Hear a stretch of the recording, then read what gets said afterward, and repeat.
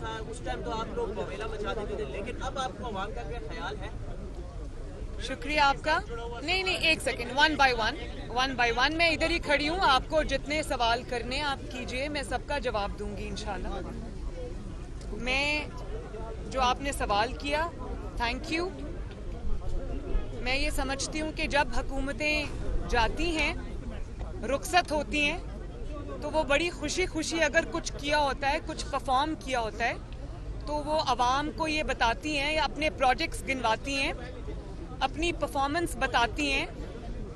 लेकिन ये हुकूमत जो 4 साल की हुकूमत थी, इमरान खान जिसको चला रहा था, उस हुकूमत ने जब चली गई तो उन्होंने अवाम को ये बताया, उनके मिनिस्टर्स ने, जो उनके इंटीरियर मिनिस्टर हैं उन्होंने, और जो बार बार उनके वज़राए ख़जाना जो तब्दील होते रहे, उन्होंने अवाम को क्या बताया?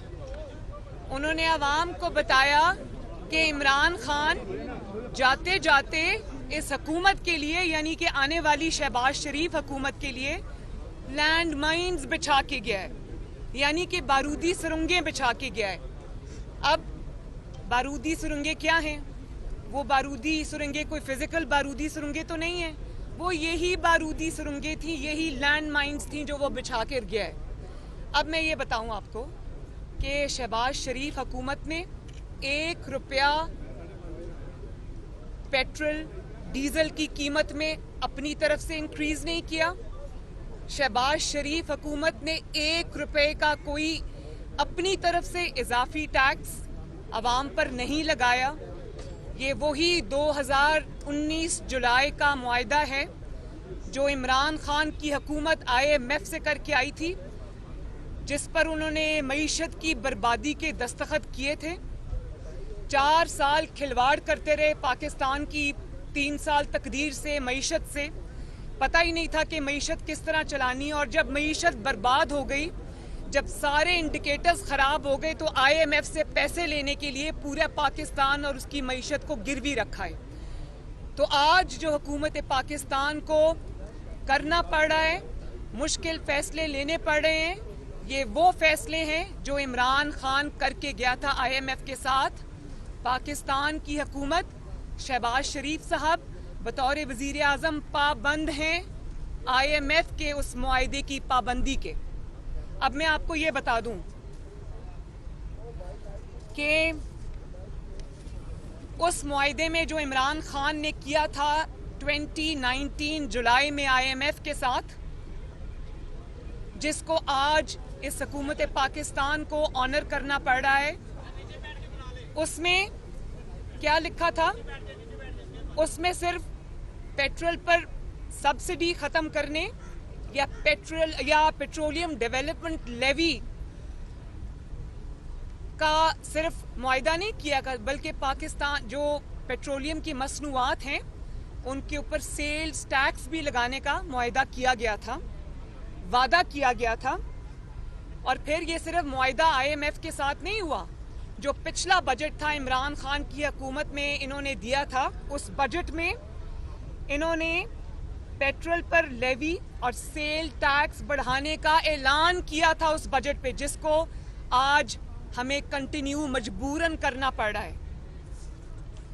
और ये अभी कोई लेवी और सेल्स टैक्स जी, और मैं ये भी आपको बता दूं कि जो IMF का मुआहदा था जो इमरान खान ने किया था, जिस पर इमरान हुकूमत के दस्तखत हैं, जिसको आज शहबाज शरीफ को बादले नखास्ता, मुश्किल तरीन फैसला, कड़वा घूंट अवाम का एहसास करते हुए, पाकिस्तान का एहसास करते हुए, मईशत की बेहतरी के लिए वो कड़वा घूंट जो इमरान खान ने पाकिस्तान के ऊपर ये मुसीबत नाजिल की थी। मैं आपको ये बता दूं कि IMF के मुआहदे में क्या लिखा था इमरान खान ने, ये ज़रा सुन लें। उन्होंने लिखा कि एज सच, ये बिल्कुल वो अल्फाज मैंने कॉपी किए हुए, as such we will raise by ₹8 per litre and we commit to raise the PDL by 4 rupees per litre per month for the remainder of 2022. 30 per litres is achieved. So यहाँ पर ये 30 रुपए इसके बढ़ा दिए। से क्या किया, ऊपर से उन्होंने कहा कि की मेजर्स इंक्लूड, यानी कि जो मेजर्स इमरान हुकूमत लेगी और उसके बाद सब्सीक्वेंट हुकूमत को लेने पड़ेंगे, की measures include enhancing the sale tax of petroleum products. और इनके मुताबिक जो कीमतें ये सेट कर गए IMF के साथ, आज पेट्रोल की जो प्राइस है वो 300 रुपए पर लीटर होनी चाहिए। ये है जाल जो वो बिछा कर गए हैं, और ये है लैंड माइंस जिसका इतराफ शेख रशीद साहब ने खुद किया।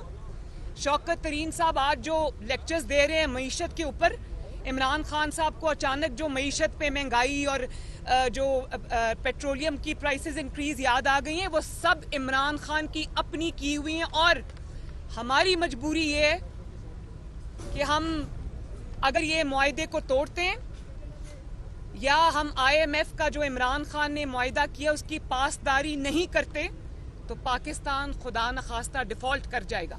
अब एक और बात सुने, यहाँ पर बात रुकी नहीं। जब इमरान खान साहब को पता चला कि उनकी हुकूमत जाने वाली है और वोट ऑफ नो कॉन्फिडेंस कामयाब होने वाला है, उनके अपने लोग उनको छोड़ के जाने वाले और मान नहीं रहे, तो उन्होंने जाते हुए पाकिस्तान के ऊपर एक ऐसा वार किया जिससे संभलते संभलते पाकिस्तान को महीनों लग जाएंगे, अगर साल नहीं तो। जाते जाते उन्होंने जो तबाही मचाई, उन्होंने पेट्रोलियम की प्राइसेस नीचे गिरा दी, उन्होंने पेट्रोल और डीजल की प्राइसेस कम कर दी, ये जानते हुए भी कि मईशत उसकी मुतहम्मिल नहीं हो सकती, पाकिस्तान उसका बोझ नहीं उठा सकता। लेकिन उनका ख्याल ये था कि ना मैं खेलूंगा, ना अगली हुकूमत को कुछ करने दूंगा, जाऊंगा तो पाकिस्तान को साथ लेके जाऊंगा, अगली हुकूमत के लिए बर्बादी करके जाऊंगा। लेकिन मैं ये बता दूं कि ये हुकूमत की बर्बादी नहीं है। ठीक है, हुकूमत इसकी एक सियासी कॉस्ट पे कर रही है, लेकिन ये तबाही और बर्बादी जो है ये पाकिस्तान के 22 करोड़ अवाम की है, जिसको जाते जाते वो इंश्योर कर गए कि मईशत जो है वो ऐसा बोझ डाल गए जिसको उठाने की मईशत की हैसियत नहीं है पाकिस्तान की। और आपको पता है कि खुदा न खास्ता हालत ये हो गई है कि LCs खुल नहीं रही, डिफॉल्ट की आपके पास किस्त देने के लिए पैसे नहीं है, फॉरेन रिजर्व्स आपके कम हो रहे हैं। क्यों? ये कोई 2 महीने की कारकर्दगी तो नहीं है, ये वो 4 साल पे जो मईशत पे एक के बाद एक कारी ज़र्ब लगी है नालायकी नाअहली की वजह से, ये उसकी वजह से हुआ है। और ये जानते हुए कि ये फैसला जो वो अचानक कर गए, जाते जाते ये मुल्क क्राइसिस में धकेल जाएगा, मुल्क को तबाही की तरफ धकेल जाएगा, वो ये आग पाकिस्तान में लगा कर गए।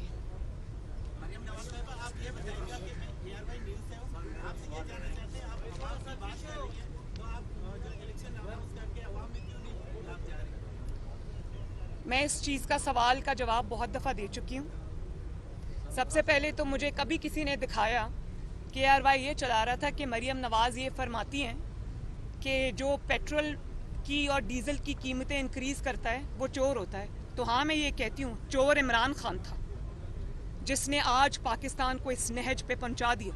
और ये उसी चोरी की जो मलिक रियाज साहब को रिश्वत के तौर पे देकर कभी हीरे की अंगूठियाँ दी गई, कभी आपके चैनल ARY को, आपसे मुझे कोई प्रॉब्लम नहीं है, मैं आपकी इज्जत करती हूँ, आप एक इंडिविजुअल हैं, लेकिन ये ARY का माइक पड़ा है, सूलन मुझे उठवा देना चाहिए। लेकिन पाकिस्तान के अवाम जो आज भुगत रहे हैं, ARY को जो 40 अरब का पैसा खिलाया है इमरान खान ने, एक सेकेंड, जिसकी नहीं, मैं ये बता रही हूँ ना, अब आप मेरा जवाब सुन लें।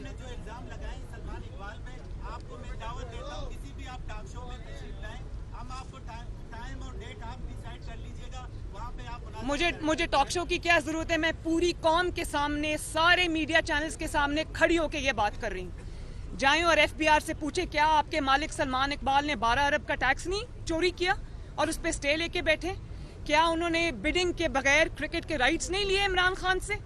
क्या उन्होंने हाउसिंग सोसाइटीज के अंदर अपना शेयर नहीं रखा? कहें, या क्या वो गोल्ड के स्मगलर्स नहीं है? क्या वो झूठ नहीं बोलते?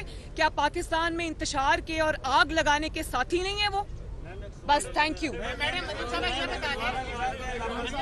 बता दें जी आपका एक हो गया इस्लामाबाद हाई कोर्ट आए जी। और खाली कुर्सियों से खिताब करके वही रोना धोना उन्होंने किया और DGISPR वाजे कर चुके हैं कि किसी किस्म की बैरूनी मुदाखलत, लेकिन वो अपनी जिद की पर बैठे हुए हैं कि साजिश की मुदाखलत की है, तो कैसे कौन उसको समझाए? शुक्रिया, थैंक यू। आपने ये बड़ा इंपॉर्टेंट क्वेश्चन पूछा है। सवाल ये नहीं है कि साजिश हुई या मुदाखलत हुई, इसमें जो सबसे पर्टिनेंट पॉइंट है जो आज लोगों के सामने आना चाहिए, इमरान खान साहब ये कह रहे हैं कि ये सियासी मामला है, DGISPR को इसमें बोलने की कोई ज़रूरत नहीं। तो मैं उन कौम से ये पूछना चाहती हूँ, फितना खान से ये पूछना चाहती हूँ कि अगर ये सियासी मामला था तो नेशनल सिक्योरिटी काउंसिल में बतौर वज़ीर आज़म उसको क्यों लेकर गए? नेशनल सिक्योरिटी जो कमेटी है वो नेशनल सिक्योरिटी कमेटी है, नेशनल सियासी कमेटी नहीं है, जिसके अंदर वो NSC का मतलब है नेशनल सिक्योरिटी कमेटी। वो नेशनल सियासी कमेटी नहीं है, कोई सियासी बैठक नहीं है। आप वहाँ पर इस मसले को लेकर गए, इस इशू को लेकर गए क्योंकि आपको पता था कि आपकी हुकूमत जा रही है, तो आपके पास कारकर्दगी नहीं थी, आपको कोई बहाना चाहिए था, तो आप उसको NSC में लेकर गए और आपने सोचा कि आज आप झूठ बोल देंगे तो वो कभी अवाम के सामने नहीं आएगा। तो ऐसा नहीं होता। कल जो एक सेकंड, मेरी बात अभी ख़त्म नहीं हुई, तो DGISPR ने कल जो बात की है वो DGISPR ने बतौर इंडिविजुअल के नहीं की, वो रिप्रेजेंट करते हैं पाकिस्तान की सिक्योरिटी एजेंसीज को। और पाकिस्तान की सिक्योरिटी एजेंसीज, उन्होंने जो बात की कि साजिश नहीं हुई, तो वो रिप्रेजेंट करते हैं उस नेशनल सिक्योरिटी एजेंसीज को जिनके पास फैक्ट्स होते हैं, जिनकी जिम्मेदारी है पाकिस्तान की सिक्योरिटी। वो अपने पास से कोई सियासी बात नहीं कर रहे, वो फैक्ट्स पे बेस बात कर रहे हैं। और सिर्फ इमरान खान को खुश करने के लिए वो झूठ को सच बना के पेश नहीं कर सकते। ये कौम का सलामती का, कौमी सलामती का मामला है, नेशनल सिक्योरिटी का मामला है, सियासी मामला नहीं है। लेकिन इसमें जो सबसे मैं समझती हूँ कि मुजरिमाना बात है कि आपने इमरान खान ने, जिसका दूसरा नाम फितना खान है, उसने अपनी सियासत चमकाने के लिए उसने पाकिस्तान की सलामती को, पाकिस्तान की सिक्योरिटी को, पाकिस्तान के सिक्योरिटी इदारों को उसने दाव पे लगा दिया। और मैं शुक्रिया अदा करती हूँ पाकिस्तान की कौम का कि उन्होंने उसकी, जो आप अभी फरमा रहे थे कि वो खाली कुर्सियों से खिताब करके चले गए, लॉन्ग मार्च का दावत देकर, धरने की दावत देकर कौम को खुद रफू चक्कर हो गए। तो ये कौम समझ चुकी है कि ये फ्रॉड था, ये झूठ था। और मेरा भी यही ख्याल है अब कि अब किसी को कोई वजाहत नहीं देनी चाहिए, ये झूठ इस्टेब्लिश हो गया है। इमरान खान एक दफ़ा नहीं, बार बार झूठा इस्टेब्लिश हो गया, पाकिस्तान का सबसे बड़ा झूठा है, पाकिस्तान की तारीख का सबसे बड़ा झूठा है। उसके झूठों को और तवज्जो देने की कोई ज़रूरत नहीं है।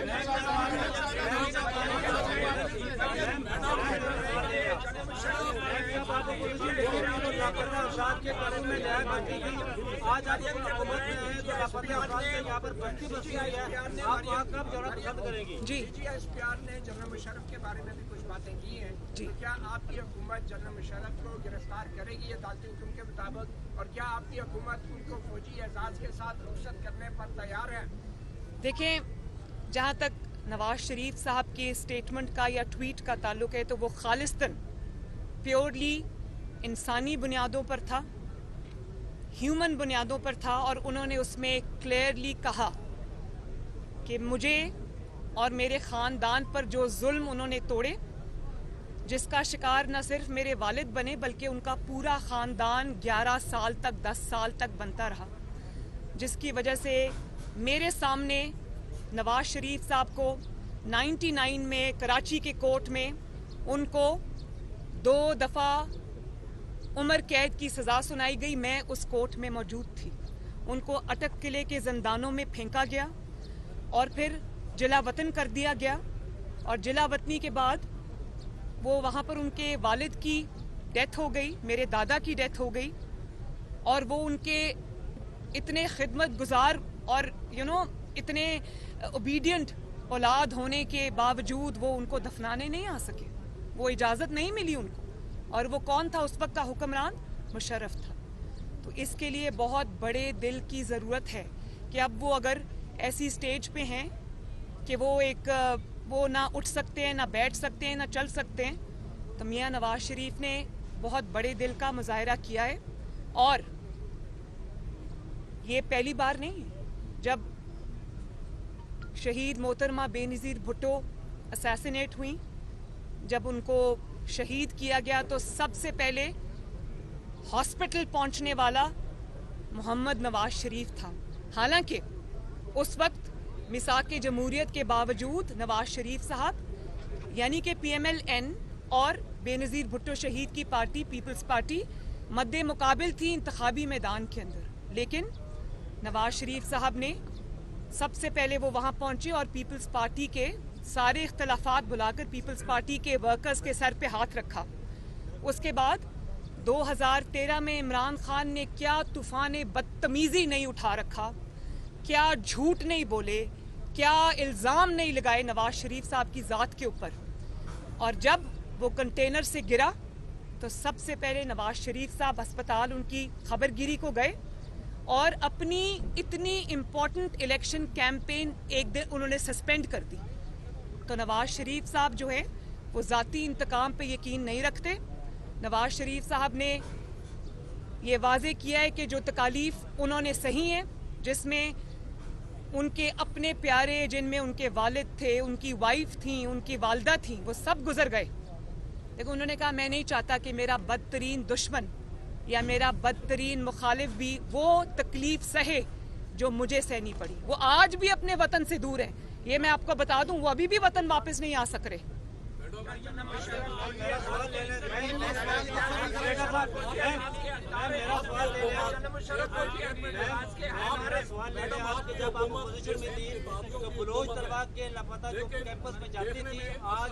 ये बात आ रही है कि आप अकेले ही इमरान खान के वार का मुकाबला कर रहे हैं, इत्तेहादी कहाँ पे हैं?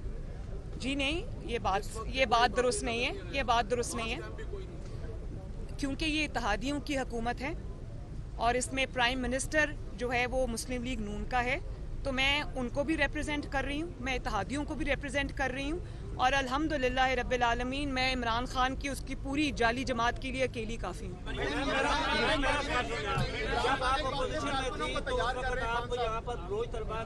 एक मिनट जी, उसके बाद आप चले, उसके बाद आपकी बात। इमरान खान साहब से कुछ देर पहले हाईकोर्ट आए थे, उन्होंने एक बार फिर से कहा है कि वो अपने कारकुनों को तैयार कर रहे हैं और बहुत जल्द कॉल देंगे। क्या आप लोग आने देंगे? साथ ही साथ दूसरा सवाल ये कि आम इंतखाबात के हवाले से एक्सपेक्टेशंस लगाए बैठे हैं पाकिस्तान तहरीक इंसाफ वाले के अक्टूबर में इंतखाबात हो सकते हैं, क्या वाकई अक्टूबर में इंतखाब होंगे? देखिए, इमरान खान साहब की कॉल की जहाँ तक आपने बात की, तो अभी तो अगली कॉल की जो तबाही और बर्बादी हो गई है उनकी, वो तो अभी उस अफसोस और उस जो क्या कहते हैं सोग से बाहर नहीं निकले। 1 महीना वो राना सनाउल्लाह से डर कर पेशावर के बंकर में छुपे रहे।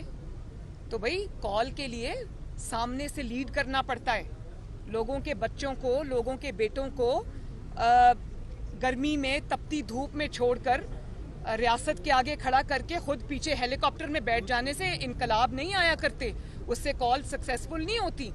और अभी तो मेरा ख्याल है कि वो उस सोग में से ही, उस सदमे से बाहर आ जाएं जो कौम की रिजेक्शन पे उनको मिला है, तो यही बड़ी बात है। लेकिन एक मैं बात जो इसमें बहुत ज़रूरी है वो कहना चाहती हूँ कि ये कॉल की बात नहीं है, ये ना नेशनल सिक्योरिटी कमेटी की, ना साजिश की, ना किसी भी झूठ की बात नहीं है। ये बात ये है कि इमरान खान के खिलाफ जो एक के बाद एक करप्शन का स्कैंडल आ रहा है, अभी रिसेंट वाला आप पकड़ लें कि मलिक रियाज को साइफन ऑफ किए पैसे, मलिक रियाज से 10 से 12 अरब इमरान खान की जेब में गया, शहजाद अकबर की जेब में गया, खातून अव्वल की जेब में गया, और उनकी इन सब की बनी मनी गाला गैंग का जो फ्रंट पर्सन फराह गोगी के पास गया, और सैकड़ों कनाल अराजी जो है एक जाली यूनिवर्सिटी के बहाने से मलिक रियाज साहब से हथियाली। तो ये जो पाकिस्तान की तारीख के सबसे बड़े डाके इमरान खान ने डाले हैं, ये सब उसके ऊपर से तवज्जो हटाने के लिए हो रहा है, ये सब उसके ऊपर से जो है वो उसको डिफ्लेक्ट करने के लिए हो रहा है। तो ये छुपेंगी नहीं बातें, ये सामने भी आएंगी, इसके ऊपर केसेस भी बनेंगे, केसेस बनने चाहिए, इसके ऊपर एक्शन होना चाहिए। और जहां तक कॉल की बात है, अगर कोई इंतशार की कॉल देगा, अगर कोई फितना और फसाद की कॉल देगा तो रियासत उसको पूरी कुव्वत से रोकेगी इंशाअल्लाह। इंतखाबात इंशाअल्लाह ताला अपने वक्त पे होंगे और वक्त पे होने चाहिए। ये टाइम हमें दरकार है सख्त फैसले करने के बाद मुल्क को स्टेबलाइज करने के लिए। तो मुझे उम्मीद है कि इंशाअल्लाह ताला पाकिस्तान जो है अब अगले साल अपने मुकर्ररा वक्त पर इंतखाबात के लिए जाएगा और कोई ऐसी सिचुएशन क्रिएट नहीं की जाएगी कि खामखा अर्ली इलेक्शन की कोई बात हो। आपने जी जब आप अपोजिशन लीडर थे, अपोजिशन में थे, तो आप लापता लोग थे, उनके लॉयकी के कैंपस में भी जाती थी और इस वक्त भी बहुत सारे लोग जो है वो बच्चे स्टूडेंट्स लापता हो रहे हैं। और 2-4 दिन पहले 3 दिन पहले कराची सिंध पुलिस ने लापता अफराद के लॉयकीन पर वहाँ पर तशद्दुद किया और आप इस हवाले से क्या कहेंगी? बहुत जुल्म है, ज्यादती है। सबसे पहले तो मैं तशद्दुद की मजम्मत करती हूँ। दूसरी बात यह कि जब मैं उन लोगों के साथ बैठी, उस बच्ची के साथ बैठी, मुझे अब उसकी जो रिश्तेदार है वो रिलीज़ हो चुके हैं, कोशिश भी की, तो मैं बिल्कुल उन बलोच स्टूडेंट्स के साथ हूँ। उनके हक के लिए मैं आवाज़ भी उठाऊंगी। मैं बिल्कुल इसमें पता करती हूँ, मैं उनको कांटेक्ट करूंगी, इंशाल्लाह ताला उनकी आवाज़ बनूंगी। बलोचिस्तान पाकिस्तान का भी हिस्सा है, मेरे दिल का भी हिस्सा है। आखिरी सवाल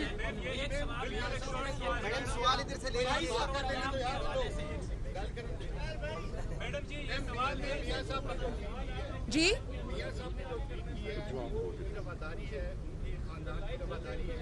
वो जाती हैसियत में किसी को माफ भी कर सकते हैं, ये उनका बड़ा फर्क है। लेकिन एक ऐसा फर्क जिसने पाकिस्तान की सुप्रीम कोर्ट को कैद कर दिया था, ये 3 नवंबर की इमरजेंसी में गद्दार डिक्लेयर हुआ एक आमिर, और उसको बाकायदा कोर्ट ने इतनी सख्त सजा सुनाई कि इसको फांसी के बाद भी इसकी लाश को डीचो के अंदर लटकाया जाए।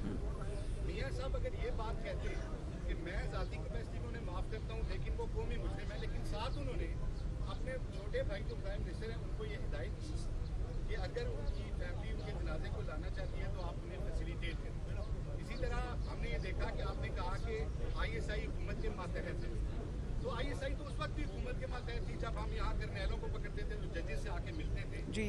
अब बाकायदा सर्वेंट्स को उनके दर पे माथा टेकना पड़ेगा। सवाल आपसे सिर्फ ये है कि क्या आप आज भी अवाम के वोट की ताकत से इक़्तिदार में आने पे यकीन रखते हैं, या आप ये समझते हैं कि आइंदा इक़्तिदार में आने के लिए आपने GHQ का रास्ता इख्तियार करना है? शुक्रिया। जहाँ तक नवाज शरीफ साहब के ट्वीट की बात है, मैं उसका बहुत तफसील से जवाब दे चुकी हूँ, लेकिन क्योंकि आप एक बहुत जय्यद और मोहतरम सहाफ़ी हैं जिसने सिविलियन सुप्रेमेसी के लिए इतनी बड़ी आवाज़ बुलंद की, इसलिए मैं समझती हूँ कि मुझे दोबारा आपकी इस बात का जवाब देना चाहिए। नवाज शरीफ साहब ने जो बात की है वो हुकूमत का हिस्सा नहीं है, लेकिन उन्होंने अपनी ज़ाती हैसियत में बात की है, उन ज़ाती मज़ालिम के बारे में बात की है जो मुशर्रफ ने या मुशर्रफ दौर में उनको सहना पड़े। उन्होंने सिर्फ उसकी बात की है। बाकी जुडिशरी के साथ क्या हुआ, किसी और के साथ क्या हुआ, वो जुडिशरी जाने और वो जाने। उन्होंने ये मेक श्योर किया है, उन्होंने मेक श्योर किया है कि वो अपनी ज़ाती हैसियत में बात करें। जी, और कोई बात और